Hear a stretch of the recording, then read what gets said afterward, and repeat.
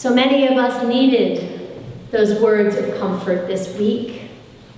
In the wake of news that 2 of our well-loved members of Saugatuck Church had died, both Paul Van Orden and Ann Salmond. For those of us who knew them, it's been a sad few days. Loss layered upon loss. Both Anne and Paul lived remarkable, faithful lives, shared their gifts with the world all around them, and so sadness is mixed in with admiration and gratitude, but still, we miss them. Even those of you who don't know Anne and Paul may well respond to God's words of assurance in today's reading. Who among us doesn't crave comfort? Who hasn't suffered a personal loss or illness or distress somewhere along the way?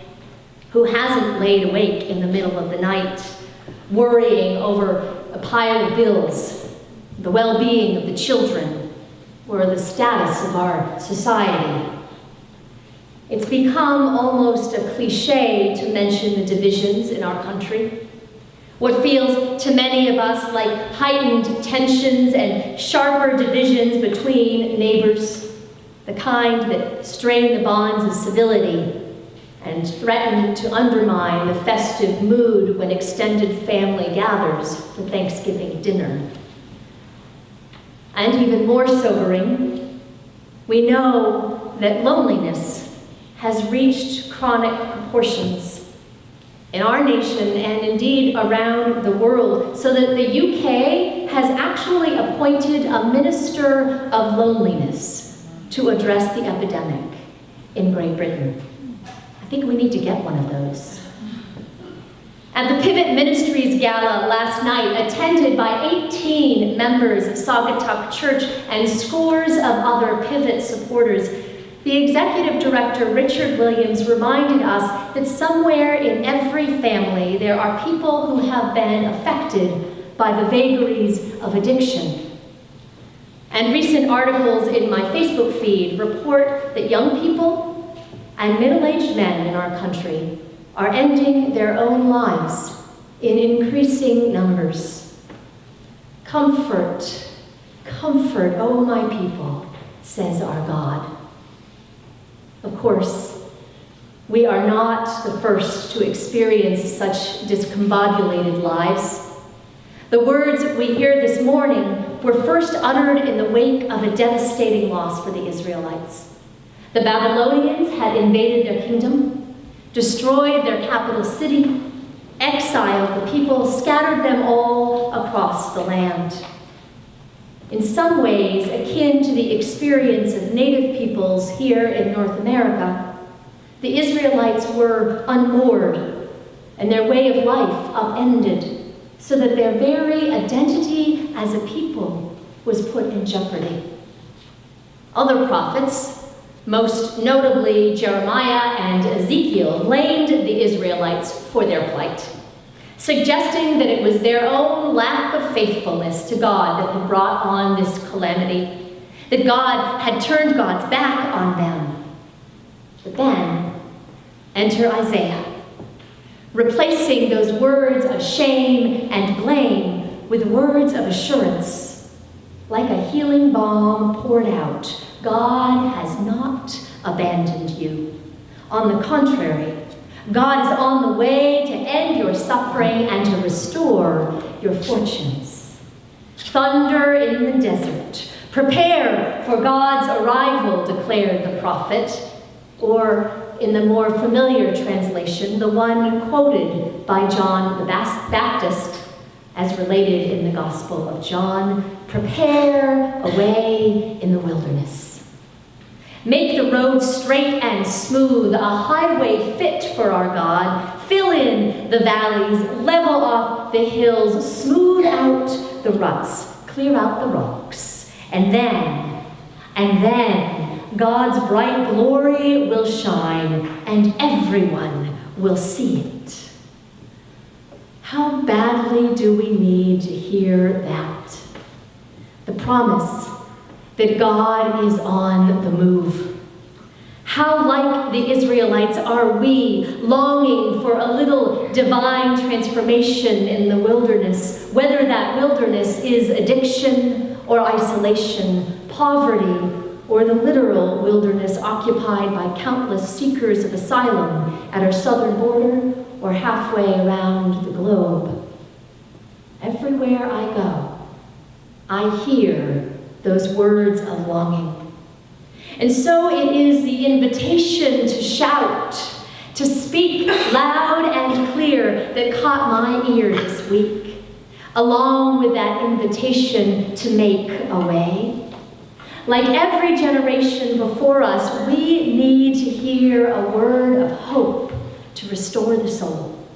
Hope that God remains God, faithful, powerful, and determined to mend all the broken places.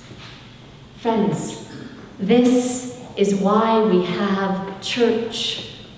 We are the proclaimers, the ones called to shout out from the rooftops and to point to the promise. We are the ones called to testify to the evidence that desperation and despair are no match for God's love and justice.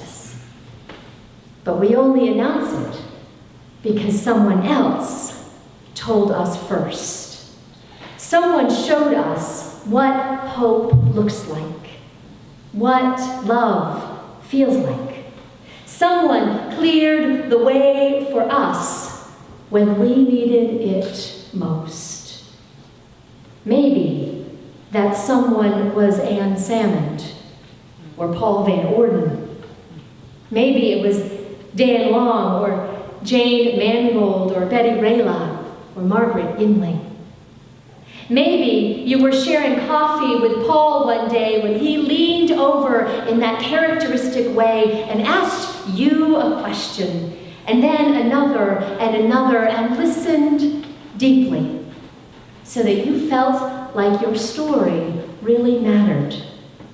Maybe you still remember that, the way Paul empowered the God Spirit in you. Or maybe Jane cornered you in the hall one morning and asked you to write an article for our Herald newsletter so that the rest of the church would know about the work that you were doing. Maybe she's the one who reminded you that it's important for us to tell our stories.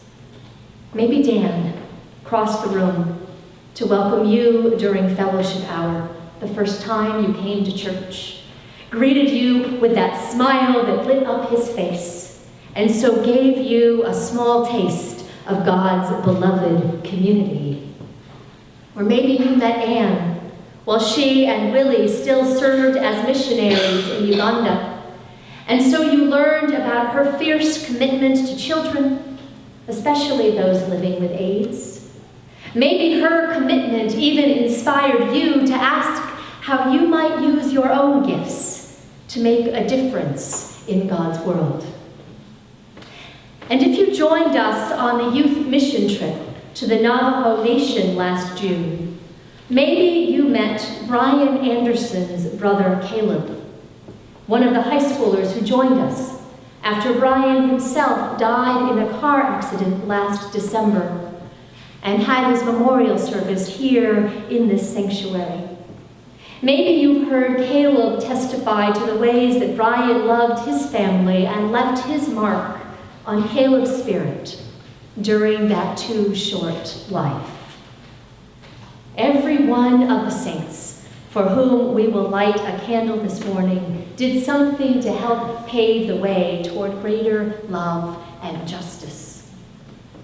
Knowing that, it is tempting to lean on them long after they have gone, to think they were the real leaders, the pillars, irreplaceable. But Dan, Jane, Anne, Margaret, all of them understood that the church is always remaking itself, renewing itself, always being transformed. And it seems to me that this is the work of the church in every generation. In light of struggle and suffering, to clear that path that leads to justice and mercy, hope and healing. Those who came before, the ones we now call saints, they have passed the mantle to all of us.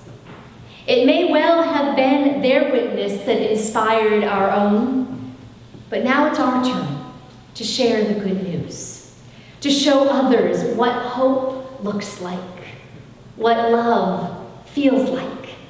Now it is our turn to keep our eyes peeled for evidence of God's approach and to do our part together to make a way, to welcome and listen and serve and bless and proclaim God's unwavering love to all who long to hear it. Do that.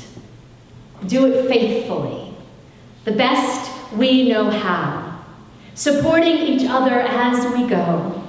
And I trust, along with the prophet Isaiah, that here at Saugatuck Church and in all the lives we touch, God's bright glory will indeed shine, and everyone will see it. May it be so. Thanks be to God. Amen. Thank you.